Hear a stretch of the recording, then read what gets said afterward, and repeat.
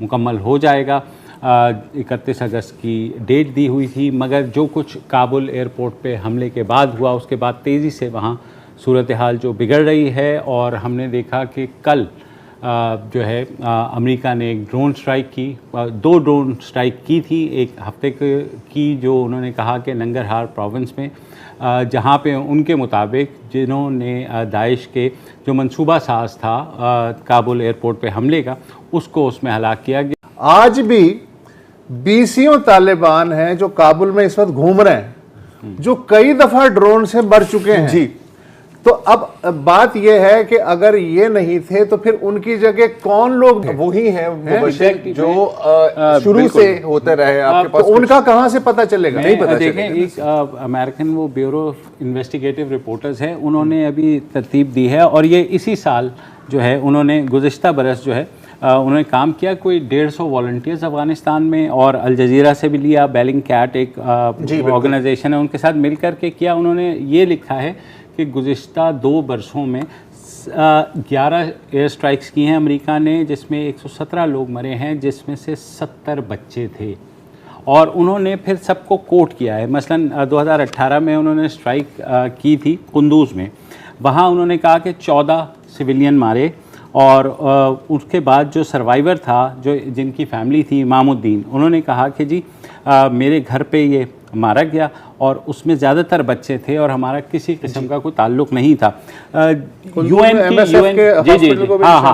S F کے U N نے بھی کہا کہ افغان فورسز جو ہے وہاں پر وہ انڈر اٹیک آئیں، انہوں نے امریکہ کو بلا لیا اور امریکہ نے بغیر دیکھے جو ہے گھروں کے اوپر اسٹرائک کر دی. اور سب کی کہانی ہے. مزے کی بات یہ ہے کہ اس کے بعد انہوں نے فالو اپ کیا کہ ملٹری اکاؤنٹ کیا ہوتا ہے، کہ فوجی ترجمان کہتے ہیں کہ جی اول تو اس طرح کی رپورٹس جو ہیں وہ درست نہیں ہوتی، کیونکہ طالبان جو ہیں یا جو ملیٹنٹس ہیں وہ خواتین اور بچوں کو شیلڈ بنا دیتے ہیں. جب شیلڈ بنا دیتے ہیں تو ظاہر ہے آپ کو پتہ ہے پھر ہمیں انہیں بھی مارنا پڑتا ہے. اچھا، اس میں ایک انٹرسٹنگ پہلو یہ سامنے آیا جتنی بھی ڈرون سٹرائکس وغیرہ ہوئی ہیں کہ لوکل لوگ ہوتے ہیں، ظاہر ہے کہ امریکنز کو یا نیٹو والوں کو پشتو نہیں آتی، دری نہیں آتی، ان کے کان ناک ظاہر لوکل ہوتے ہیں.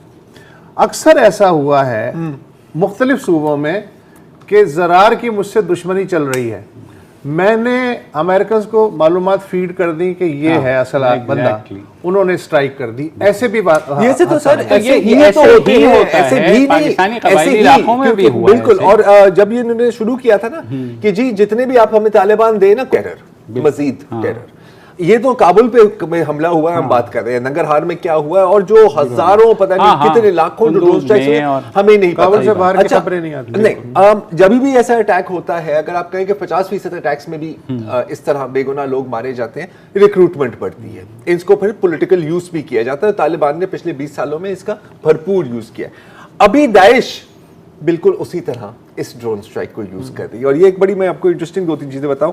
اچھا، داعش کا کیا ہے؟ داعش کا وجود افغانستان میں، داعش ایکچوئل چائلڈ ہے وار آن ٹیرر. یہ وار آن ٹیرر کی پیدائش ہے، کیونکہ عراق پر حملے کرنے سے پہلے داعش نام کی کوئی چیز نہیں تھی. پھر وہ اس القاعدہ ان دی لیوانٹ سے مورف ہو کے، اور یہ جو ابو بکر بغدادی ہے یہ بھی یو ایس کیمپ بوکا میں ہی اس نے ساری اپنی نیٹ ورکنگ کی تھی. ٹھیک ہے، 2015 میں داعش داخل ہوتی ہے، جس کو ہم اسلامک اسٹیٹ خوراسان پروونس کہتے ہیں.